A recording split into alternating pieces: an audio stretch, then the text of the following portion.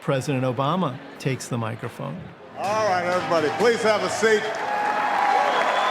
Donald Trump is here tonight. And proceeds to fillet Donald publicly. No one is happier, no one is prouder to put this birth certificate matter to rest than the Donald. And that's because he can finally get back to focusing on the issues that matter. Like, did we fake the moon landing? I was sitting 20 feet from him, and just the look of discomfort on his face. What really happened in Roswell? And where are Big and Tupac? Donald's face was so incredibly serious. It was so incredibly he just put on a poker face. I was 2 tables away from Trump. The conventional way in Washington of absorbing a joke at the White House Correspondents' Dinner is to keep your chin up and at least pretend to have a sense of humor about it, even if you go cry into your pillow that night. Trump was steaming. His face was all locked in. He was not having a good time. All kidding aside, obviously we all know about your credentials and breadth of experience.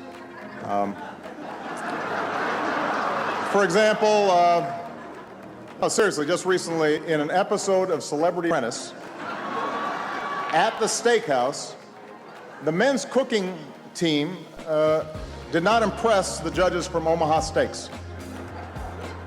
And there was a lot of blame to go around, but you, Mr. Trump, recognized that the real problem was a lack of leadership.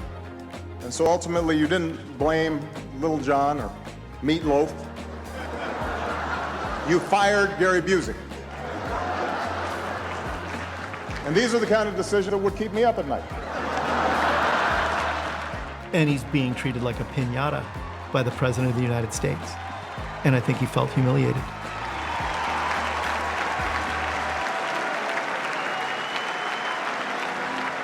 Well handled, sir. Well handled. But it just kept going, and he just kept hammering him.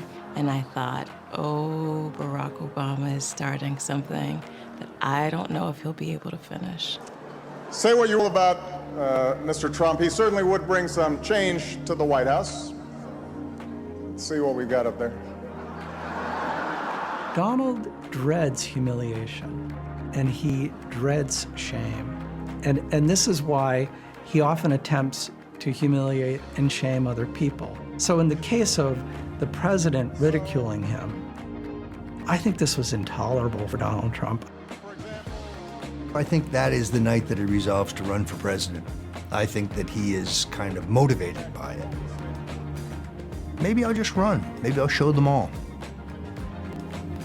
Every critic, every detractor will have to bow down to President Trump. It's everyone who's ever doubted Donald, whoever disagreed, whoever challenged him. It is the ultimate revenge to become the most powerful man in the universe. God bless you, and may God bless the United States of America. Donald Trump's fantasy is to be the guy who takes the key to the Oval Office from Barack Obama's hand in 2017.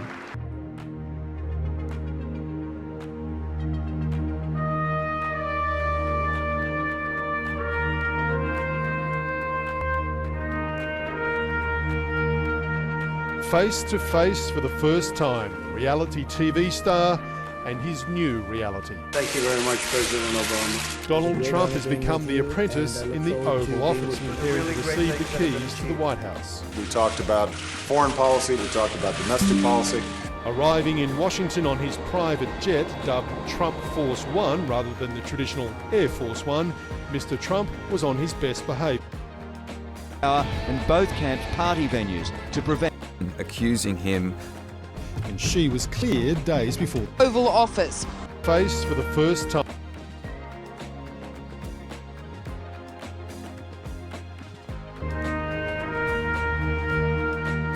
Face to face for the first time, reality TV star and his new reality. Thank you very much, President Obama. Donald Trump has become the apprentice in the Oval Office, prepared to receive the keys to the White House. We talked about foreign policy, we talked about domestic policy. Arriving in Washington on his private jet, dubbed Trump Force One rather than the traditional Air Force One, Mr. Trump was on his best behaviour. I have great respect.